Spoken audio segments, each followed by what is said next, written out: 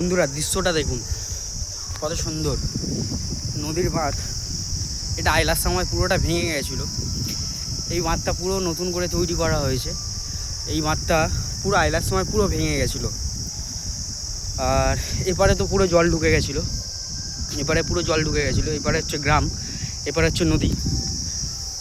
এই যে নদী, তোমার যখন জল ঢুকে গেছিলো একবার ভেবে দেখুন এই নদীর জল কত স্পিডে এসেছিলো, তখন কত স্পিডে এসেছিলো, কতটা বন্যা হয়েছিল। তো বুঝতেই পারছেন নদীর বাঁধটা একবার দেখুন ভালো করে, একদম নতুন করে তৈরি করা হয়েছে, একদম নতুন। এই হচ্ছে নদী।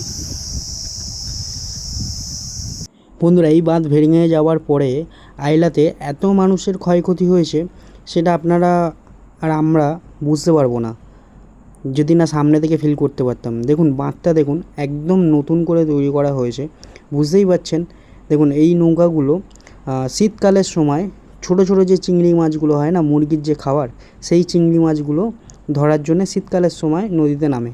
এখন যেহেতু গরমকাল, তো নৌকাগুলো কোনো কাজে লাগে না, উপরে তুলে রেখেছে।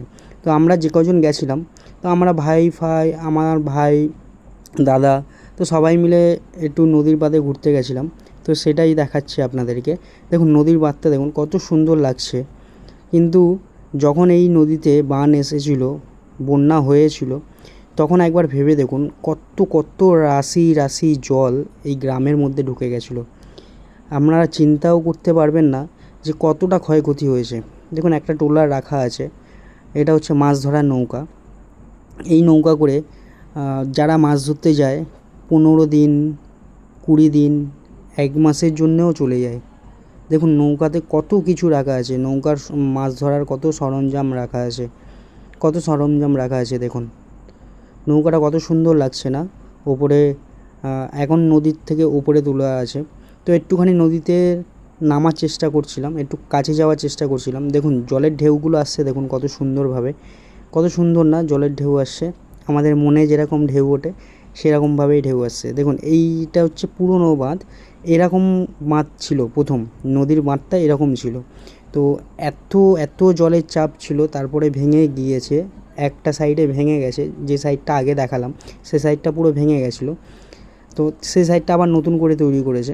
দেখুন নদীর ঢেউটা আসছে, দেখুন কত সুন্দর করে, কত সুন্দরভাবে আসছে। দেখুন এই টাইমটাতে একটুখানি ঢেউ কম থাকে। এই পরে বর্ষাকালের দিকটাতে প্রচণ্ড প্রচণ্ড প্রচণ্ড ঢেউ হয়, প্রচণ্ড ঢেউ হয়। আর ঢেউ এত ঢেউ হয়, এত ঢেউ হয়, আপনি নদীর ওপরে দাঁড়িয়ে থাকবেন, নিচে ঢেউ হবে, আপনার গায়ে এসে লাগবে জল, এতটা